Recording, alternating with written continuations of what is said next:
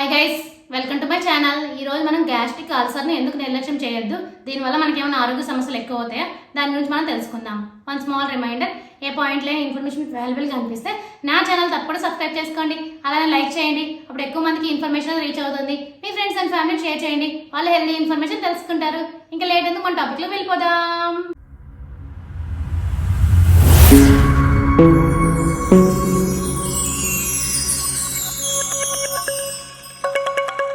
సమయానికి తినకపోవడం, నూనెలో వేయించిన పదార్థాలు ఎక్కువగా తినడం, పెయిన్ కిల్లర్స్ ను అదే పనిగా వాడడం వల్ల పొట్టలో యాసిడ్ అవసరానికి మించి ఉత్పత్తి అయి మన జీర్ణకోశానికి పుండు పడుతుంది. ఇవే గ్యాస్ట్రిక్ అల్సర్ గా మారతాయి. కొన్ని సందర్భాల్లో అల్సర్ నుంచి రక్తస్రావం జరగడం వల్ల కొందరికి రక్తపు వాంతులు కావచ్చు.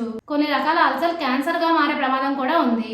లక్షణాలు 2 నుంచి 3 వారాల పాటు వేధించినా, మీరు బరువు తగ్గినా ఆలస్యం చేయకుండా డాక్టర్ను సంప్రదించండి. ఎలాంటి జాగ్రత్తలు తీసుకుంటే దీని నుంచి మనం బయటపడగలం, దాని గురించి మనం తెలుసుకుందాం. ఆరోగ్యకరమైన పోషక విలువలు గల ఆహారం తీసుకోవాలి. రోజు ఒకే సమయంలో భోజనం చేసేలా చూసుకోండి. ప్రాసెస్ చేసిన అలానే కొవ్వులతో కూడిన పదార్థాలను తినకపోవడమే మంచిది. సేంద్రియ పదార్థాలతో వండిన ఆహారం తింటే చాలా మంచిది.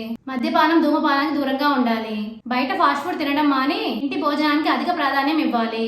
ఇప్పుడు అర్థమైంది కదా మీ అందరికి గ్యాస్ట్రిక్ అల్సర్ ను ఎందుకు నిర్లక్ష్యం చేయకూడదు, అలానే ఎలాంటి జాగ్రత్తలు తీసుకోవాలి అనేది. For more videos please like, share, subscribe my channel. Thank you for watching my video.